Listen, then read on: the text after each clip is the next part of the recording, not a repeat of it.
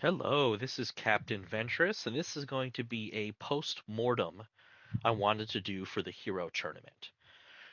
Going into this, the stated purpose is which of the heroes is going to be the best at a duel. But what this really was a way for me to test how hard-hitting heroes should really be when they encounter each other on the battlefield. And you can see these are very decisive matches. Morse 2 is very fast, but I think that I did a pretty good job with all my first guesses, as it were. I did do revisions to things that were obviously broken, and anytime a hero got eliminated, I would give everything a balance pass. What this tournament did for me is to put everything into perspective. Theory crafting numbers is fine and well and good, but how does it actually play out? And there were a number of ults that I had to substantially buff. I was like, okay, that's actually brokenly weak. So it was surprising how many things were just too weak. I had to tune up a lot of numbers to get to where we're at. And that is, of course, because a lot of these talents affected groups, so those ones didn't get buffed nearly as much. But the single target stuff, it turned out, had to be really good to compete. And it makes sense. It's an army game. If you go with a single target thing, it needs to pay off. So you've got things like the Cyber Demon's Harbinger. It was originally 75 health. He could execute someone.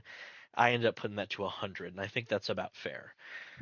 Especially because in an actual game scenario, you'll come across a hurt hero. The Cyber Demon will walk up and instantly execute it. Like, it's going to be very powerful. But also, how often is he really going to run up and target a hero? Not often. So, has to be worth it. The Iron Lich's Flame Lich ability similarly does, I that might be the single biggest hit in the game. Well, Land Carrier's Eliminate is competitive with. I'm not sure which one actually is the higher number, but either way, they're both a single target hit and they're monstrous, and they have to be. But anyway, I got a lot of good information, did a lot of good balancing. Once I got one subset of a hero's talents tested, it was much easier to gauge the other talents. So, Iron Lich gets eliminated, and I go through all of its talents and go, okay, so these are the kind of numbers we need to be running to make this work in game.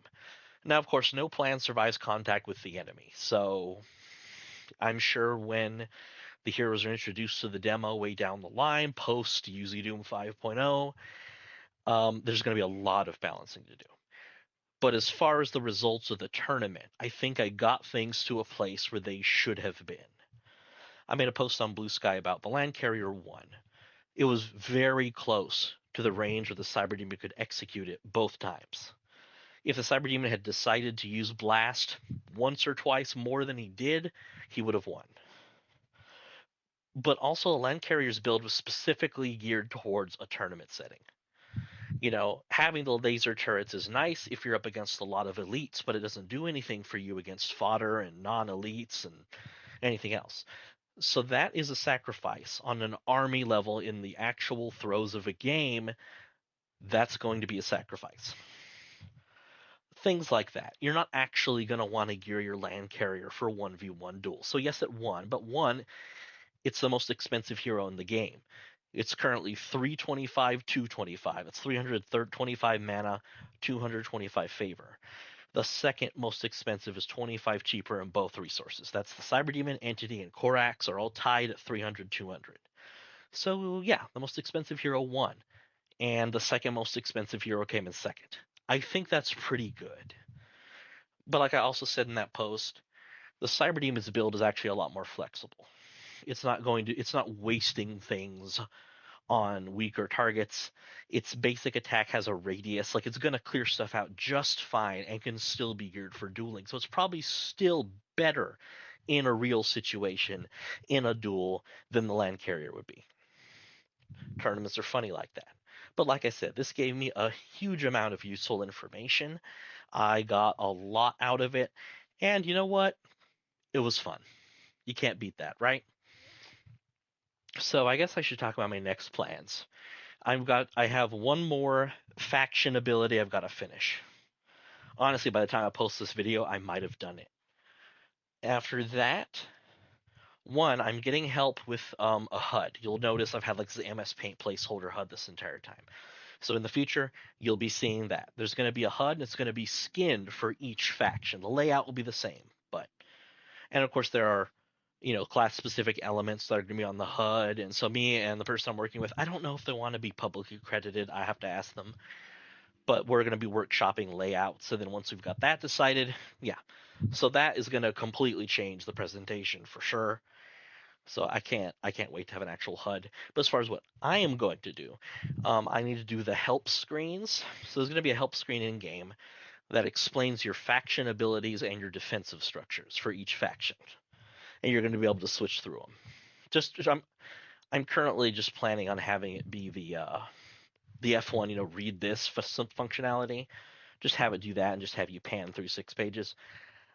I should probably later on go in and actually implement it as a new button, just so only your factions comes up. But I don't know. But I don't know. Maybe for now it's just going to be the read this thing. For now. For now. Before long, I'll probably have worked it out. But I hesitated to add another button is my thing. I've already got 3 buttons for the orders, one for a flank order, one for a defend order, and one to cancel orders. I'm already asking to use your inventory controls for the faction abilities. You've got there's a lot going on. But I still think it's perfectly playable. This is going to be a game that's going to require a little bit of knowledge. It really is. You're going to have to learn the game. You can't jump into it blindly, which is why there's a manual on the Discord you can get. I have the scripts for what will be video tutorials that are on there that walk you through the basics of the game.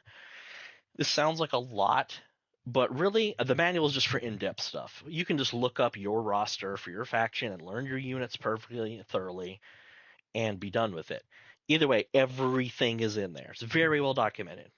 The audio tutorial is going to give you the basics. I've timed them out to 3 minutes each. There's 2 basic videos, 2 advanced videos. It's 12 minutes of study time, and then a 1 minute video for each faction. And then that's the bare minimum you need to jump into the game.